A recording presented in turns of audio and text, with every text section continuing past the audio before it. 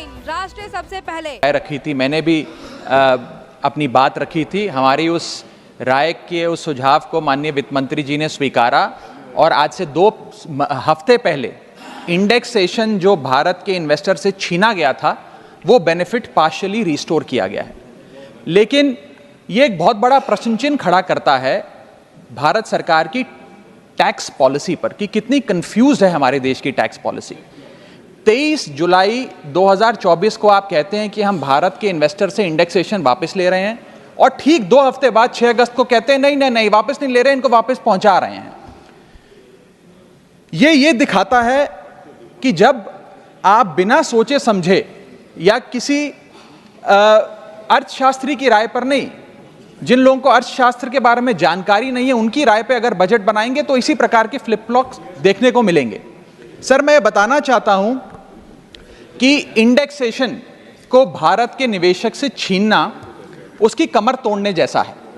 जैसा कि मैंने पहले भी बात रखी थी कि इंडेक्सेशन को फुल्ली रिस्टोर करने की जरूरत है, लेकिन अभी भी कल जो अमेंडमेंट फाइनेंस बिल में लाया गया है वित्त मंत्रालय द्वारा, उसमें भी इंडेक्सेशन पार्शियली रिस्टोर किया गया है, फुल्ली रिस्टोर नहीं किया गया। उसमें भी एक पेच है और पेच ये है कि तमाम एसेट क्लासेस पे इंडेक्सेशन नहीं रिस्टोर किया जा रहा, मात्र इमूवेबल प्रॉपर्टी यानी कि लैंड और बिल्डिंग पे रिस्टोर किया जा रहा है। और दूसरी चीज, 23 जुलाई 2024 के बाद खरीदे गए किसी भी एसेट में किसी भी इन्वेस्टमेंट पर इंडेक्सेशन नहीं दिया जाएगा।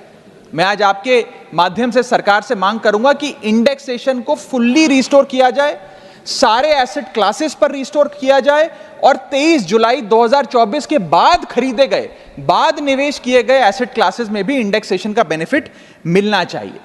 और इंडेक्सेशन के बेनिफिट से खिलवाड़ करना, एसेट क्लासेस से इंडेक्सेशन को समाप्त करना एक बड़ा सवाल खड़ा करता है कि क्या हमारे देश की वित्त मंत्री इन्फ्लेशन एडजस्टेड प्रॉफिट्स में विश्वास नहीं रखती? क्या उन्हें इन्फ्लेशन का ज्ञान नहीं है? क्या वो जानती नहीं कि इस देश में महंगाई एक प्लेग की तरह फैलती जा रही है? और इसी के साथ साथ मैं एक उदाहरण के माध्यम से आपको बताना चाहूंगा सर कि अभी भी इंडेक्सेशन जो पार्शियली रिस्टोर किया गया है उसमें भी कितने फ्लॉज हैं। उदाहरण के तौर पे आप एक इन्वेस्टमेंट करते हैं गोल्ड में, सिल्वर में या किसी एक एसेट क्लास में जिसमें इंडेक्सेशन का बेनिफिट इन्वेस्टर को मिला करता था। आपने 1 करोड़ का इन्वेस्टमेंट एसेट ए में किया 31 मार्च 2001 को और उसके ठीक अगले दिन 1 अप्रैल 2001 को एसेट बी में भी 1 करोड़ का इन्वेस्टमेंट किया। वो दोनों एसेट 7% CAGR के हिसाब से कंपाउंडेड एनुअल ग्रोथ रेट के हिसाब से बढ़ते रहे और आज वर्ष 2024 में उन दोनों इन्वेस्टमेंट्स की आज वैल्यू 5 करोड़ रुपए ईच है। अब आप ये दोनों एसेट ए और एसेट बी बेचते हैं बाजार में वर्ष 2024 में और दोनों पे अलग अलग टैक्स आपको देना पड़ता है। ये मैं आपके सामने दर्शाना चाहता हूं। जब आप एसेट ए बेचते हैं जो आपने 31 मार्च 2001 को खरीदा यानी कि 1 अप्रैल 2001 से पहले, तो आपको इंडेक्सेशन का फायदा मिलेगा। यानी कि आपका सेल प्राइस होगा 5 करोड़, आपका परचेस प्राइस है 1 करोड़, लेकिन इन्फ्लेशन एडजस्टेड परचेस प्राइस आपका 3 करोड़ 63 लाख माना जाएगा। यानी कि 5 करोड़ माइनस 3 करोड़ 63 लाख, आपका प्रॉफिट हुआ 1 करोड़ 37 लाख। उस 1 करोड़ 37 लाख पे 20% के हिसाब से आपको 27,40,000 रुपए टैक्स देना पड़ेगा अगर आप एसेट ए बेचते हैं।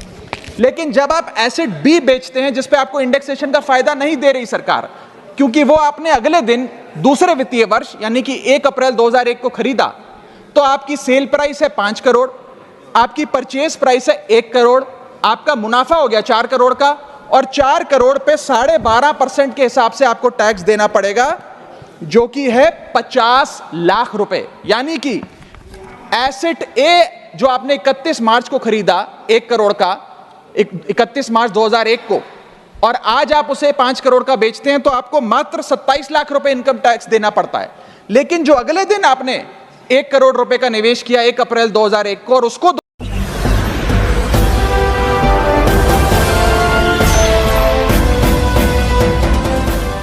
देख रहे हैं लाइव न्यूज 99 राष्ट्र सबसे पहले।